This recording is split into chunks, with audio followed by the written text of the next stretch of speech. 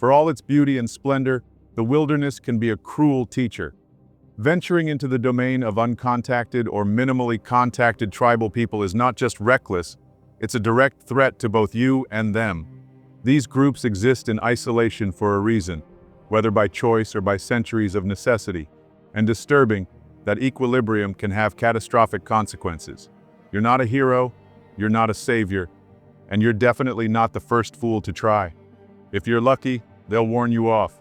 If you're not, your bones will rot in a jungle where no one will ever find them. Let's venture back to the savage wilderness where survival is earned, not given. This is outdoor disasters. Nestled in the Bay of Bengal, North Sentinel Island is one of the most isolated places on Earth. It is part of India's Andaman and Nicobar Islands, but unlike the other inhabited islands in the region, North Sentinel remains untouched by modern civilization. The island is home to the Sentinelese, one of the last remaining uncontacted tribes in the world. The Indian government has designated the island as a protected area, making any approach illegal to preserve the Sentinelese way of life and protect outsiders from potential harm. The Sentinelese are believed to have lived on the island for thousands of years, possibly as long as 60,000 years, maintaining a hunter-gatherer lifestyle. Their language, customs, and social structures remain unknown to outsiders. Unlike other indigenous groups in the Andaman Islands, who have either assimilated or had contact with the modern world, the Sentinelese have fiercely resisted all attempts at contact. Historical accounts and modern aerial surveys suggest they rely on fishing, hunting, and gathering for survival, crafting weapons such as bows, arrows, and spears to hunt wild animals and protect themselves from intruders. Attempts to establish contact with the Sentinelese have often resulted in violence. One of the earliest recorded encounters with the Sentinelese occurred in 1880 when a British naval officer, Maurice Vidal Portman, led an expedition to North Sentinel Island. Portman and his team kidnapped an elderly couple and a few children in an attempt to study the tribe. The older individuals soon fell ill and died, likely due to exposure to foreign diseases, prompting the British to return the children to the island with gifts. After this, the British largely abandoned further contact attempts, realizing the dangers of interfering with the Sentinelese way of life. In the late 1960s and 1970s, the Indian government and anthropologists, particularly led by T.N. Pandit, initiated contact attempts. These efforts mainly involved leaving coconuts, metal objects, and other gifts on the beach while observing the tribe from a distance. Over time, the Sentinelese became less hostile, and in the 1990s, they were even observed collecting the gifts peacefully. However, direct interaction was still avoided, as the tribe remained unpredictable. In 1974, a National Geographic film crew attempted to document the Sentinelese for a documentary. As they approached the island, the Sentinelese responded aggressively, firing arrows at them. One arrow struck the film director in the leg, and the crew was forced to retreat. This reaffirmed the Sentinelese's clear resistance to any outside contact. One of the most dramatic encounters occurred in 1981, when a Hong Kong-based freighter, MV Primrose, ran aground on a coral reef near North Sentinel Island. The crew radioed for help, and over the next few days, they saw Sentinelese warriors approaching with spears and bows. The ship's crew armed themselves and awaited rescue. Fortunately, a helicopter from the Indian Coast Guard arrived before the Sentinelese could reach them. The shipwreck remains visible near the island's shores to this day. In 2006, two Indian fishermen, Sundar Raj and Pandit Tiwari, were illegally fishing near North Sentinel Island when their boat drifted too close. The Sentinelese killed them and buried their bodies in shallow graves on the beach. When the Indian Coast Guard attempted to recover the bodies using a helicopter, they were met with arrows and stones, forcing them to abandon the mission. These events highlight the Sentinelese's clear desire to remain isolated, as well as their potential vulnerability to modern diseases to which they have no immunity. Despite their isolation, the Sentinelese are not completely invisible. Anthropologists and researchers have observed them from a distance, noting their small population, estimated to be between 50 and 200 individuals. Their culture, language, and traditions, however, remain a mystery. The Indian government has chosen to respect their wishes by enforcing strict policies that prohibit outsiders from approaching the island. North Sentinel Island and its people symbolize the last vestiges of human civilization untouched by globalization. The Sentinelese's survival in an era of rapid technological advancement raises ethical questions about the right to contact and intervene in isolated communities. For now, the island remains a rare and extraordinary testament to the resilience of indigenous cultures in an ever-changing world. For John Allen Chau, his Sentinel Island contact mission would be an unmitigated disaster. John Chau was born on December 18, 1991 in Scottsboro, Alabama, but grew up in Vancouver, Washington. He was the youngest of three. His father was Chinese, a psychiatrist. His mother was American, an attorney. As a boy, he had two great loves, the outdoors and Jesus Christ. They were separate at first, and then they became one. One day, he was digging through his father's study. He found an old book, Robinson Crusoe, a man, alone, shipwrecked, surviving on an island. That stirred something in him. He read Hatchet as well, a boy, lost in the wild, fighting to live. He admired John Muir, the missionary David Livingstone, and Bruce Olson, who went into the jungle and lived among the Bari people. He wanted that life. He loved the woods. He loved the cold and the heat and the feeling of moving through places where few had gone. When he was small, his family went camping. He ate berries that should not be eaten, bright red, stark white. That night, he ruined the sleeping bags with diarrhea. His family stopped camping after that. Chau was raised Christian. His family belonged to the Assemblies of God, Pentecostals. He went to Vancouver Christian High School, a small school. 90 students, 7 grades. He worked hard. He joined clubs. He gave his time to charities. He earned the highest rank in the Royal Rangers, the Pentecostal Scouts. He read the Bible, all of it. He loved to hike. He loved to travel. He took photos. He put them online. He liked to quote Jim Elliot, the missionary killed in Ecuador in 1956. He believed in adventure. He believed in faith. He believed they were the same thing. A trip to Mexico in high school changed him. When he came back, he stood in front of the others and spoke. His voice was steady, though he shifted on his feet. We can't be lukewarm. We need to know how to defend our faith. When we go out in the world, people will oppose us. They'll have questions, they'll have arguments. We can't just go out there unprepared. We need to know what we believe and why we believe it, he proclaimed. It was clear where this was leading. He loved God, he loved the wild, he lived for challenges, he wanted to push himself past the edge. In high school, he first read about the Sentinelese, a small, untouched people on a faraway island. He found them in a missionary database called the Joshua Project. The entry called them extremely isolated. The Indian government banned anyone from going there. The website suggested prayer. Prayer that the government would change its mind. Prayer that Christians would go. That they would live among the islanders and bring them the word. The Sentinelese had no medicine, the database said. No knowledge of God. No knowledge that he had died for them. Chau read this. He took it in. He saw the path ahead. The United States sends more Christian missionaries abroad than any other country. Almost 130,000 in 2010. The most visible were the Mormons, 70,000 a year. Evangelical Protestants sent many as well. An entire system was built to send them. World Venture trained them, insured them, and sent them out. Wycliffe translated the Bible into every language it could. Databases like People Groups and the Joshua Project tracked what they called the unreached. At Oral Roberts University, Chau was surrounded by it. The school was strict: no smoking, no drinking, no swearing, no sex outside of marriage. He traveled. In college, he spent a summer at a Christian soccer academy in South Africa. After graduating in 2014, he went to Kurdistan to work with refugees, then to Israel with Covenant Journey. He avoided relationships. There was no room for them. His mission was dangerous, and he knew it. He didn't take a full-time job either. He trained instead. He took a national outdoor leadership school course, learned emergency medicine, kept his body ready. For 3 summers, he worked at Whiskeytown National Recreation Area in California. Ranger, emergency nurse, lived alone in a cabin. He took good pictures, posted them online. Mountains, rivers, the sky before dawn. Met new friends, watched spectacular sunrises and sunsets, and marveled at the beautiful creation around us that we are all called to care for, he wrote. People followed him. They liked what he showed them.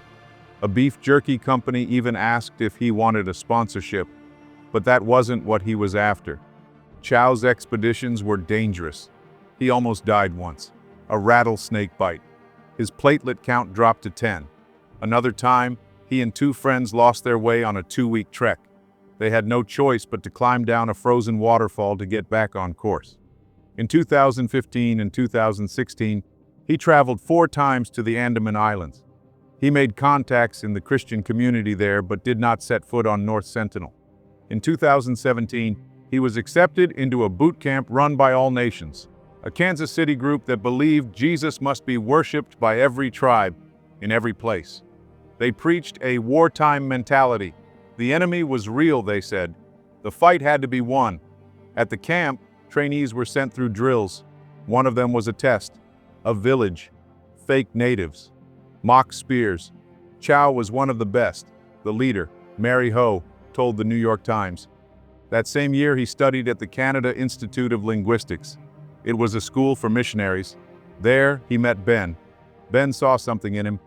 Quiet determination, confidence. Ben wrote about him later. He tried to understand what made Chau different.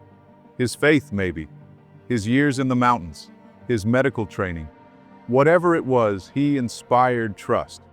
One night in the computer lab, Chau told him everything. His burden. The Sentinelese.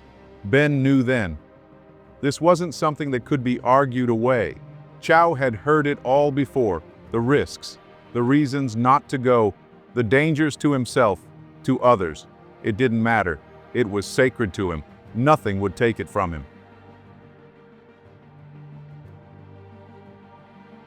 In October 2018, Chau arrived in Port Blair on South Andaman Island, the capital city of the Andaman and Nicobar Islands, an Indian territory in the Bay of Bengal. He took up residence in what he called a safe house, a small, windowless room, nondescript, a place to wait, a place to prepare. He built his kit with care. An initial contact response kit, he called it. Picture cards for communication, bandages, dental forceps for pulling arrows from flesh. He packed gifts, tweezers, scissors, safety pins, fish hooks. He would need them. He believed they would help. In his journal, he recorded everything. He wrote with the weight of someone who knew his words might outlive him, a record for others, a testament. For 11 days, he quarantined himself. He did not go outside. He did not feel the sun. He prayed. He exercised in his small room, pacing, doing push-ups, keeping his body ready. He read the lives of the 3 Mrs. Judsons, stories of missionaries, of suffering, of sacrifice. He knew the risks. He had accepted them. On the night of November 14th, he slipped away from Port Blair with a group of fishermen. They were Christians. They had agreed to help him, though they feared what he was about to do. They had left around 8 p.m., making good time, and reached the island by 10:30. Heading north along the eastern shore, they spotted boat lights in the distance. Coast Guard, maybe the Navy, it didn't matter. They turned south, moving quickly, slipping away unseen. The ocean helped them. The boat glowed with bioluminescent plankton, casting an eerie light around them. When fish leapt from the water, they flashed like silver ghosts, vanishing just as quickly. Above, the Milky Way stretched endless and bright. He believed God was watching, and he was keeping them safe. They traveled in silence, speaking only when necessary. There were Coast Guard vessels nearby, and they had to avoid them. If they were caught, it would be over before it had begun. They reached North Sentinel late in the night. Chau saw the dark outline of the island against the sky. He could hear the waves breaking against the shore. By 4:30 a.m., they entered the cove on the western shore. The sun had begun its slow climb, light brushing the eastern horizon. John and 2 of the men slid into the shallows, moving fast. The fishermen anchored offshore, refusing to go any closer. They hauled the pelican cases and kayak onto the northern point of the cove. The coral was dead and sharp. It tore at their feet, and John felt a sting on his right leg, a scratch, nothing more. Now they waited. A house stood nearby. Sentinel Islanders lived there. Soon they would come out. Across the water, 3 large fires had burned on the eastern shore the night before. At first light on November 15th, he made his move. The fisherman would go no further, so he stripped down to his underwear. He thought it would make him seem less threatening. He climbed into a small kayak and paddled toward shore. He saw them before they saw him. A hut. Dugout canoes pulled onto the sand. Then movement. Dark figures emerged from the trees, faces painted yellow. They spoke in sharp, high-pitched sounds, a language unknown to the rest of the world. He raised his arms and called out, "My name is John. I love you, and Jesus loves you." They stopped. For a moment there was silence. Then one of them reached for his bow. Chau panicked. He had brought fish as an offering. He flung them toward the shore, hoping it would show he meant no harm. I regret I began to panic slightly as I saw them string arrows in their bows. I picked up the tuna and threw it toward them. They kept coming. I slid the barracuda off. It started to sink, but my thoughts were directed toward the fact I was almost in arrow range. I back-paddled. When they got the fish, I turned and paddled like I never have in my life back to the boat, Chau recalled. He made it back to the boat. He was breathless, shaking, but he was alive. I felt some fear, but mostly was disappointed they didn't accept me right away. I can now say I've been nearly shot by the Sentinelese, and I've walked and cached gear on their island. Now I'm resting in the boat and will try again later, leaving gifts on shore and in rocks. Lord, protect me and guide me, he wrote. That afternoon he went again. This time, he landed on the island. The beach was empty at first. He moved carefully, staying beyond the reach of their arrows. He placed more gifts on the sand, scissors, cords, and fishhooks. He walked toward the hut where they had chased him before. He kept his hands open, his steps slow. Then the trees stirred. Shadows moved between the branches. A half-dozen figures emerged. They whooped and shouted, their voices sharp, their language wild. He edged closer, listening. He tried to mimic their words. They burst into laughter, high, mocking laughter. He knew then they were mocking him. He didn't care. He sang worship songs. He spoke from Genesis. He told them about creation, about God, about love. For a time, they let him be. Then, a boy raised a bow. The arrow came fast. He didn't have time to move. It struck his Bible, buried deep into the waterproof cover.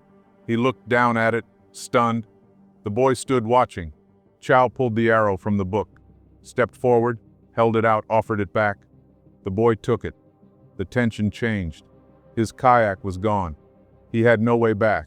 He turned and ran. The tide was coming in. He waded into the water, then dove. The boat was nearly a mile offshore. He swam. The salt burned his eyes. His arms ached. But he swam, kicking, pushing forward, the island fading behind him. When he pulled himself onto the boat, he collapsed, gasping. He lay there, feeling the swell of the ocean, the sting of salt drying on his skin. That night, he wrote in his diary, "I'm scared," he admitted. Tears came. He let them. He wondered if it were the last sunset he would ever see. If tomorrow he would wake in a place where the sun never sets. He wrote to his family, "You guys might think I'm crazy in all this, but I think it's worth it to declare Jesus to these people." He prayed, "Lord, is this island Satan's last stronghold, where none have even had a chance to hear your name?" He wrote. He made his decision. Next time, he would go alone. No fishing boat waiting offshore, no witnesses. If it went badly, the fisherman would not have to bear the weight of his death. He didn't want to die, but he knew it might happen. He wrote in his diary and acknowledged his perilous mission, knowing that death was a high possibility, and asked God to forgive them if they killed him. He wrote in his diary, "Watching the sunset, and it's beautiful, crying a bit. Wondering if it'll be the last sunset I see before being in the place where the sun never sets. God, I don't want to die." John would continue. What made them become this defensive and hostile? Why does this beautiful place have so much death? Allen Chau had seen the signs, the arrows, the shouting, the dark figures on the shore making it clear. "Stay away." Twice he had come, and twice they had driven him back. But still he believed. His faith was not shaken. It was his duty to show them the way, to bring the word of Christ to those who had never heard it, to save them from eternal damnation. In one of the last entries in his diary, he accepted whatever would come. "I think I could be more useful alive, but to you, God, I give all the glory of whatever happens. Lord, if they succeed, forgive them. Forgive any of the people on this island who tried to kill me, especially if they succeed." Nevertheless, the next day, Allen Chau pushed off toward North Sentinel Island once more, fully aware that he might not return. At first light on November 16th, Chau climbed into the kayak. The fishermen watched him go. They would not follow. He had asked them not to. The air was heavy with salt, the sea calm but vast. He paddled alone toward the island. The dark trees stood silent, the shore waiting. He knew the risks. He knew he might not leave this place, but he believed the Sentinelese were lost, cut off from salvation, and he believed it was his duty to bring them the truth. The fishermen stayed offshore, watching. He was a small figure in the great stretch of ocean, moving steadily toward the land that did not want him. They saw him reach the beach. They saw the figure step from the jungle. Then they saw no more. The next morning, as the sun broke over the sea, the fishermen returned. They kept their distance. That was when they saw them. The islanders stood at the water's edge, their dark shapes moving against the bright sand. They were dragging something, a body. It was Chau. The Sentinelese did not leave him there. They carried him further up the beach, dug a shallow grave in the sand, buried him beneath it. The fishermen did not stay to see more. They turned their boat and headed for Port Blair. They carried his diary, the last words he had written. They gave it to a man known only as Mr. Alexander. Chau had stepped onto the shore of North Sentinel for the last time. He had spoken his words, sung his songs, prayed his prayers, and the island had taken him. After Chau's disappearance, his family in the U.S. reached out to the U.S. Consulate General in Chennai for help. By November 19th, the Andaman government was notified, and 2 days later, the Director General of Police reinforced restrictions on public access to North Sentinel Island. Shortly after, his family released a statement on his Instagram account acknowledging his death and asking for the release of the people involved in his mission to the island. He was a beloved son, brother, uncle, and best friend to us. To others, he was a Christian missionary, a wilderness EMT, an international soccer coach, and a mountaineer. He loved God, life, helping those in need, and had nothing but love for the Sentinelese people. Despite repeated attempts by Indian authorities, including a tense standoff with the Sentinelese, Chau's body was never recovered. Officials eventually gave up on the effort, with one anthropologist telling The Guardian that the risk of violent conflict with the islanders was simply too high. Following his death, Indian authorities opened a murder investigation. Chau's visit sparked major controversy. Groups like Survival International slammed him for potentially exposing the isolated Sentinelese to deadly diseases, as they likely had no immunity to outside pathogens. Meanwhile, All Nations, the evangelical organization that trained Chau, faced backlash for calling him a martyr while offering condolences. Even Chau's father blamed the missionary community, saying they had instilled in his son an extreme religious zeal that ultimately led to his death. In the wake of the incident, Msir Sasikumar of the Maulana Abul Kalam Azad Institute of Asian Studies questioned whether charging the Sentinelese with murder was appropriate. He also pushed for stricter enforcement of the eyes-only policy protecting the tribe, including cracking down on local fishermen to prevent further incidents. Michael Schoenhut, a professor at Germany's University of Trier, analyzed the media's response from a cultural anthropology perspective. He noted that Chau's death became part of a larger debate over how modern society should interact with isolated indigenous groups. While state-controlled contact with such tribes remains highly controversial, experts widely agree that private, unregulated encounters, like Chau's, pose an unacceptable risk due to the potential for deadly disease transmission.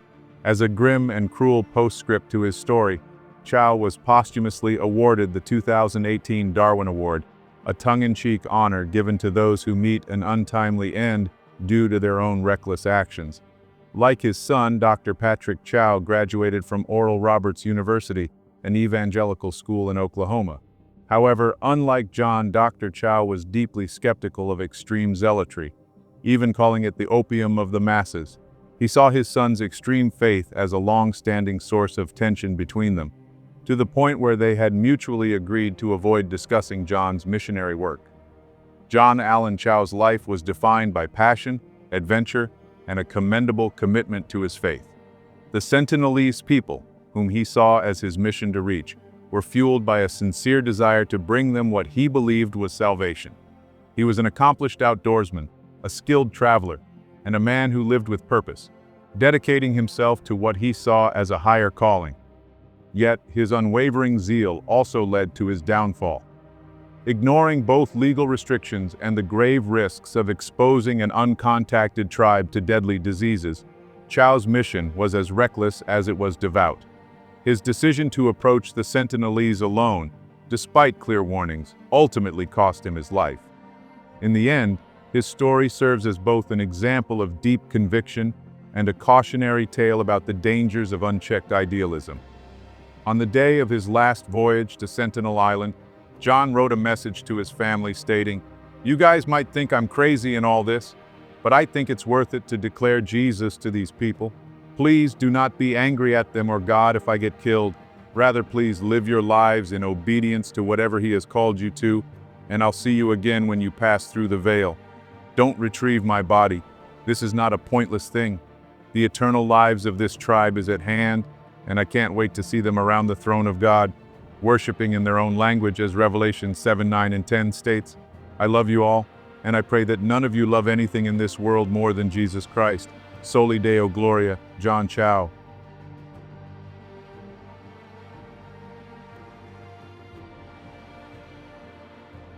You do not belong there. They are not lost. They are not waiting for you. They do not need your medicine, your curiosity, or religion. You think you are bringing them something: faith, knowledge, civilization. You are bringing death. Disease will do the killing before their arrows do.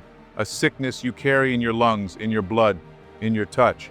You will not see it, but they will die from it. You call them isolated. They call it survival. You are not their savior. You are their invader. And if they kill you, it is not savagery, it is defense. It is history teaching you the same lesson it has taught every fool before you. Leave them be. You do not set foot on their land. They do not want you there.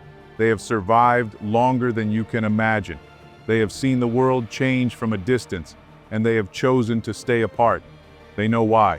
The idea that you, an outsider, have anything to offer them is the height of narcissism. They've survived on their own terms for centuries without interference from people who come and go as they please. You, on the other hand, wouldn't last a week in their world without the comforts of modern life. So if you're even thinking about trekking into an uncontacted tribe's territory, stop. You're just asking for an outdoor disaster.